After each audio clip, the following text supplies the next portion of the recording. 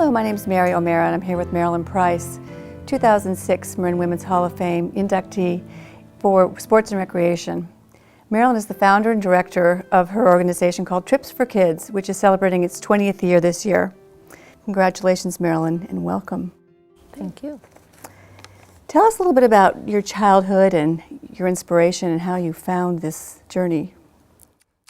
Well, I've been a bicyclist all my life from the age of 4 when 3 on a tricycle or even before, but at 4 my father taught me how to bike a two-wheeler without any assistance, and I still remember to this day, what a thrill that was.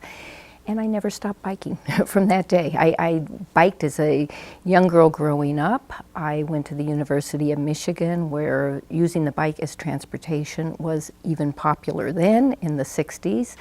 So I used my bike for transportation. When I got out of college, not very many people biked, but I had my dad get me an English 3-speed, and I biked all around my hometown, St. Louis. Then I moved out to San Francisco when I was 26. And the hills were rather intimidating. I gave up bicycling for, I think, the first 2 years when I was in San Francisco, and then we moved to Marin, and again, it was a bike, and I have never stopped. So biking has been just one of the joys of my life, all through my life. I also thought I was going to be a social worker. I applied to graduate school, got accepted a couple times, but never went. I did some volunteer work at St. Anthony's Dining Room, and did other volunteer work in the field of social work. Then in the 70s, I became very interested in our environment and our environmental problems. I think the thing that kicked it off for me was reading Paul Ehrlich's Population Bomb book, and I just became very concerned about the environment for, our Earth, for my kids. So those were my 3 passions, and I think in the early 80s, I started mountain biking. And one day I was up on Mount Tam, and I looked across the city, and I thought about the people that I had seen when I was down volunteering at the dining room. And my next thought was, wouldn't it be great to bring these kids up where I was on the mountain? Because I realized how mountain biking had really introduced me to the natural world and to an appreciation for the natural world. My next thought was, I can't do it. A couple weeks later, I read in a bicycling magazine that a couple of psychologists were doing a similar program for the Hollywood YWCA. And I wrote to them and I said, I'm not a psychologist, but I would love to do what you're doing. The man wrote me back and said, no problem, you don't have to be a psychologist, just start small. And I did, and it was just one step after another, and here we are today. And who inspired you early on that you could do something this ominous here 20 years later, as you look back? Well, my mother was a very strong woman. She instilled in me the notion that there was, and that was very early on, that women could do whatever men could do, and so I never felt any barrier in terms of being able to accomplish something, but I had never tried, and it was this program that really got me started. How old were you when this all came? This started on your kitchen table? It started on that ride on Mount Tam, and that was in 1986. Okay. And that was when I got the notion of doing it. Again, the next step, I don't think I can, and then I just started to tackle it, and just took one step at a time. I think I merged with our Sierra Club, Inner City Outings, and our Bicycle Trails Council of Marin, and I went to the Reno Bike Show. And the first 4 companies that I went to, I knew I needed bikes. The first 4 companies promised us bikes. And at that time, not a lot of people were asking for bikes or anything philanthropic. People were going to ask to support them in racing. So this was like, wow. And then Schwinn came through, and we had our bikes, and then we're off and running. Tell us about the Mountain Bike Rides program. What exactly is the program? We take kids from agencies. We don't take individual kids. Agencies throughout the Bay Area sign up for rides, and we do up to 6 rides a week. We'll take 10 kids in a group with an agency leader, and we always provide 1 staff person and enough volunteers so we can have 1 volunteer for every 3 kids. We meet the kids at a trailhead around 10:30. It takes us about an hour to get off and ready on our bikes, and then we're out all day on the bikes. What we want to impart to the kids is an appreciation of nature, teamwork, the value of exercise, proper nutrition, and just having fun. So tell me about Girls' Day in the Dirt. That we started a couple years ago. One of our funders wants us to do some very special things for girls, and we started a program to do, it's a one-day event where we invite a girls group. We've done about 20 girls at a time, and we make the day a little bit more special than just the bike ride, more individual attention, and lunch, and just more of a celebration.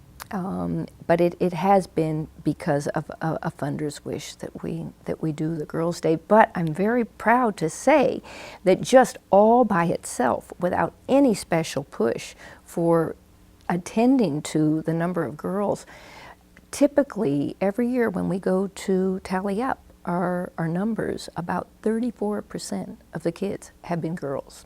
So it's the agencies that bring them, though, and this is the kids they work with, so we always work with a significant number of girls. So what's it like for inner city kids, disadvantaged kids who have never been on something like this? I mean, you're taking them completely out of their environment with strangers. I know they have their guides with them. What's it like taking them into the wilderness? Just give us a little, one day, what's it like? Well, one of the things, and it hasn't been just me, we were on television, and I heard our leader, who they were interviewing at the time, say the same thing, but I always used to notice this. When you would take the rides, the kids would come out of their vehicle, just kind of blank, just kind of like, what is this all about? And it would take, we would spend about an hour, we do our little games, and we talk to them, and we give them tips on how to behave on the trail, how to ride their bike, and then you get out on the bike. And about 20 minutes into the ride, these kids that were just kind of, what is this all about, or who are these people, they just break out into smiles. And they become friendly with the people that are, the adults that are there as their companions, and it's just like the ice starts to break, and just a completely different scenario. And by the end of the ride, at the end of the ride, we have a cookie circle, and we go around 3 times. What did you like? What didn't you like? What did you learn? And that's when you hear all these wonderful things about, what a wonderful trip it was. And how they learned if they stick with something, they can do it. Mostly they don't like going up, they love coming down, but there are also a lot of gems that we hear at the end in the cookie circle. And so what were some significant challenges that you must have faced in not only starting up something like this? I know you said you did it step by step, but along the way, as the director, as the person holding the flag and the vision, what were some challenges that you faced? It was a lot of learning. It was a huge learning curve to just invent, how you do every ride, and to do it and to write it all down. We now have 45 chapters, so it's all been documented, and over the years I've documented it so that we can share it with other people, but getting that all down.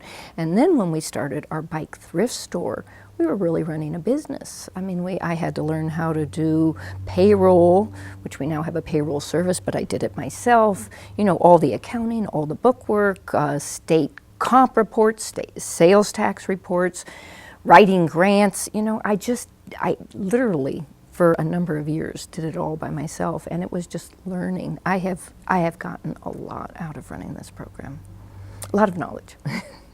So you mentioned the 45 chapters. Talk a little bit about that. So you started here in Center Fell. When did chapters start to form in other states? We got our first national coverage in a magazine in 1991. We had a 3-page spread in Bicycling magazine with wonderful photos. And I started to get requests, Alaska, all around the country. Just like me, when I heard about the Hollywood YMCA doing a program, what a neat idea, or I thought about that before, how can I do that? So that gave me the notion that we should duplicate our program. It took us several years. We started, I think about 94 or 95, and we did have 3 chapters, one in Los Angeles, one in the East Bay, and one somewhere, I can't even remember where it was, but we weren't formal. We had 3 Trips for Kids chapters. Then we formed our first board actually in 97. We bought our building at 610 4th Street that is our office and thrift store, and we decided we had to get more formal. We formed our board, and our board decided in 1999 that yes, we should become a formal national program. And so we developed a formal trademark with the help of one of our board members who's a lawyer, and just hired somebody who dedicated their time to promoting our national program, and now we have 45 chapters and hopefully growing. And how many children a year, due to your 45 chapters and your home base, have an opportunity to ride Trips for Kid ride? We had about 5,000 every year. We had here in Marin, because we're such a large program, we take 1,300 to 1,500. And over the years, since we've been doing this for the last 18 years, we've taken about 28,000 kid days, not necessarily individual kids, because some have done repeats, but we count that as kid days. So let's go to your startup with Trips for Kids. And you were the first director, the only director for Trips for Kids, and you took all the trips with the kids? You did all the paperwork, you did all of the management of supplies, storing the bikes, transporting the bikes. What was that like with wearing all those hats? Tell us a little bit about how your life in those days. It was all run out of my home in Mill Valley, and I started the first few years, I did 1 ride a week. And we had volunteers meet at my house. I had a Volvo station wagon. I had donated from Yakima 2 racks on the top, and one of our wonderful volunteers helped me assemble the racks. We could carry 8 bikes on the roof of my Volvo, 2 on an old-fashioned hoop rack on the back, and 1 inside. And then we would put all the helmets and gloves, water bottles, and everything inside the Volvo. So the Volvo was just this wonderful little workhorse. And the volunteers would meet at my house. We would load up the bikes, we would meet the group at the trailhead, and we would do our ride. Then they would come back and they would help me clean up the bikes. This went on for a number of years. After a few years, I graduated to 2 rides a weekend. And at the same time, by myself, I wrote grants to friends and, to try to raise some money. I started going to bike swaps, and I was going to the Interbike Bike Show to get not just the bikes to start our program, but then I continued to go so I could get spare parts for our bikes. And the manufacturers, stuff would just come pouring into my house, gifts. And pretty soon, my house, I live in Mill Valley, every room in the house, over the years, it started to get filled with boxes of things. I had 100 bikes in the backyard. At that time, I was collecting equipment for our bike swap, so we could use the money to pour back into the program. And over a number of years, I began to see, I no longer had a house. And that's when I started to think of the notion of owning our own building, or having a space where I could take all of these things, and also having a bike thrift shop and an Earn a Bike program. I had known about the Earn a Bike programs because a gentleman in St. Louis, my hometown, was running a similar program. And just having the house filled with all of these items, the neighbors complaining about 100 bikes in the backyard, it was like it was time. And I went looking for a spot both for the thrift store and the Earn a Bike program. And Bob Simon at Ritter House at the time was renting 2 garages at 610 4th Street. He let me have 1/2 of one of the garages, and we started. We took some of the stuff up. I went out to try to solicit kids where all the adults are standing trying to get jobs in the canal. I passed out flyers. I'd go down to Pickleweed Park to get the kids interested in doing our Earn a Bike program. And it wasn't long till the shop started to take off, the kids started to come, and we were just off and running. And over the years, we gradually rented more and more space in the building. And in '97, the landlord wanted to sell the building. And I knew its location, location, location. We had been operating our thrift store. It was a very important component of raising money. And I knew we didn't want to lose this location. Fortunately, I've been a saver all my life, so a lot of the money that we were getting, I was putting into the bank thinking, you know, I don't know what I'm going to use this for. We had enough money to buy this building outright. So in '97, we bought the building, and now we own the whole building. Tell us about your bike shop that you operate in Centerville, and children can earn, or students can earn a bike through this program? We do have an Earn a Bike program. It's based in the canal. We rent a warehouse space there, and kids primarily from the Canal District come after school. They learn how to work on bikes, and in the process they earn bikes and parts for themselves. At the age of 14, they can be hired. We've hired about 15 kids since we started doing this part of our program in 1994. And we also run mobile bike repair programs. We have one at St. Vincent's School for Boys. We've worked with Sunny Hills Children's Garden, Marin City, and then a program over in the East Bay, Walter Helms Middle School. So we also go out and do this Earn a Bike program, and then also one in the city too. We have been to Operation Contact, and we'll probably do another one this year. Then our shop is something a little different. Our shop is our Goodwill Salvation Army, all for bike items. And it's a big bike thrift store. We own this building on 4th Street, 610 4th Street. And people all over the Bay Area donate bikes and parts to us.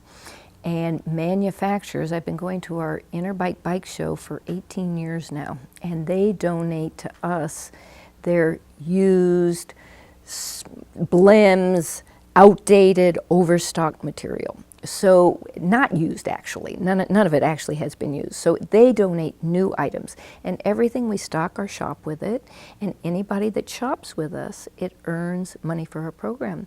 And your environmental stewardship, tell us a little bit about that. I know you spoke about it in terms of how that almost was the kernel inside of you that started, you know, the whole idea of bringing people to the mountain, but you know, this is a big issue, and so your passion behind that. Talk a little bit about that. I found that one of the more challenging aspects, and I did the trips for 10 years. I was a volunteer for our program for 10 years, and I ran all the trips. And I definitely tried to do, you know, an environmental component. And at one point we even hired somebody. We developed this Green Cyclers program, and we hired somebody to do a more formal environmental component. But it didn't actually take me long to realize that most of the kids that we bring out, you know, we've got a 1 day with them. You have to like turn off anything that's preachy or teachy. And I just realized what we have to do is just do this by osmosis. Getting them out, taking advantage of not doing, you know, little games and stuff, but just taking advantage of the moment. I remember one of the most powerful things that happened with me. I was up on top of Mount Tam. We had taken a ride up the mountain, and then we took a hike up to the very top. And we're standing there on the rocks and talking to all the kids. And one of the kids was drinking his little bottle of water. And when he was done, he just tossed it on the ground. And I whipped out, which I always carried with me, a little piece of paper that said how long things will last, you know, at what point will they disintegrate. Don't remember the number of years now, but it was like maybe a couple hundred years. And we went through a little game. now how long do you think, that will take before that is no longer there? And that's what I decided, that we needed to do stuff like that. So it's incorporating these little gems along the trail by our instructors, and just stay away from anything that's too preachy or teachy. But they pick it up. They definitely pick it up just by being out there. We have heard, so many of the kids have never even crossed the bridge, let alone have been in a setting such as what we take them to, which are our parks, our state and national parks here in Marin County. And so you have relationships with all the parks. That's part of what you have to do. So your job, just as you're talking, is just getting bigger and bigger and bigger. And I'm thinking how one person does all this, but I know you have a core of volunteers. You have a staff, and then I read somewhere you have almost 300 volunteers. Any given time, I always think we have about 300 volunteers. Some for just years. I still maintain our database, so I know all the names, and some for years. They may volunteer. We need about 200 just at our annual bike swap.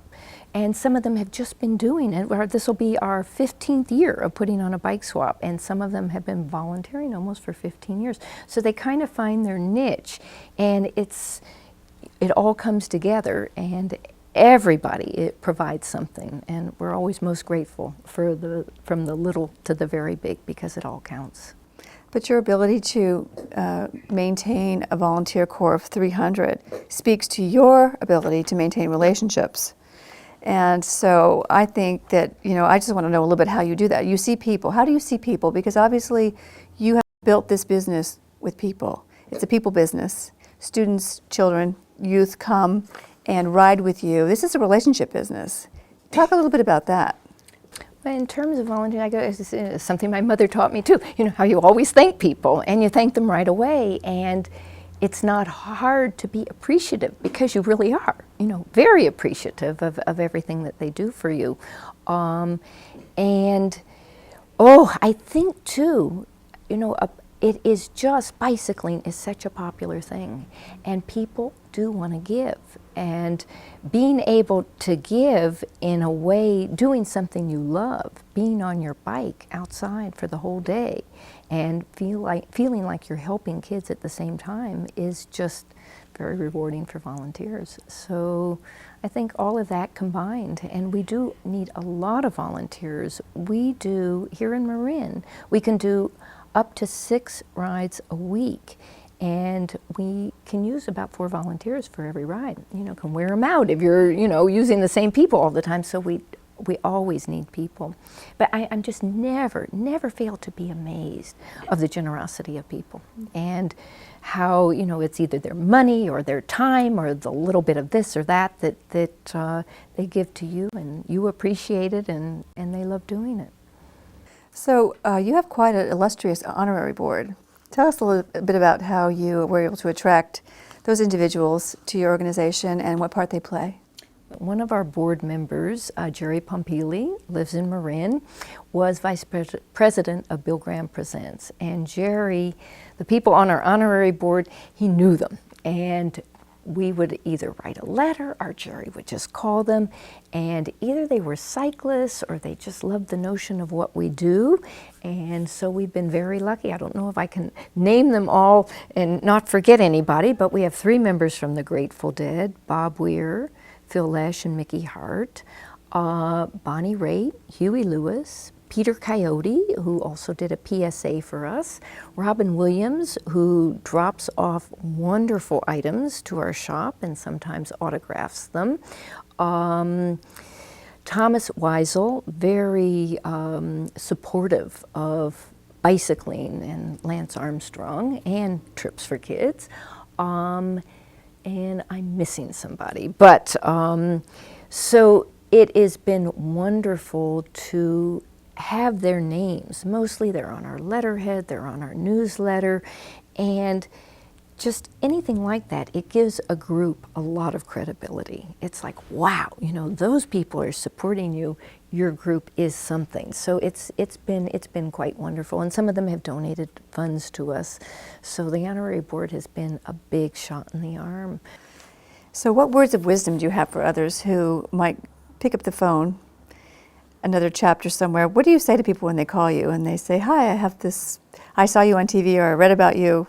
What do you say to people? My pat answer is, and again, I have to throw in Kevin Fox, who was a psychologist, it's like just start small.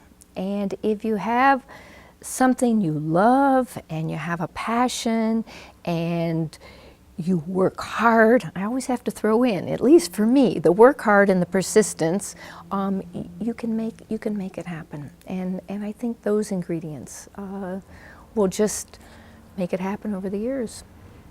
I've been now 65. My vision of the future for me is that until the day I die, I will stay with Trips for Kids, just because I love it so much. As long as my health holds out, I would like to continue. So words for women who get to be 65 and maybe not have created such a legacy as you. What would you say to them now that you're in the Women's Hall of Fame? Well, and again, I think that anything is possible for just about anybody if it's something you really want to do, if you love it, and if you work hard at it. And certainly at age 65, I can't think of anything else. I'm a grandmother, and I love being a grandmother also, but I think it keeps you young, it keeps you healthy, and it keeps you just forever involved with something outside yourself, and that's very important. Certainly, when we watch this, we'll have a lot to think about, and as we reflect upon the last 20 years of Trips for Kids and your spirit and the gift that you are. So thank you so much. Thank you.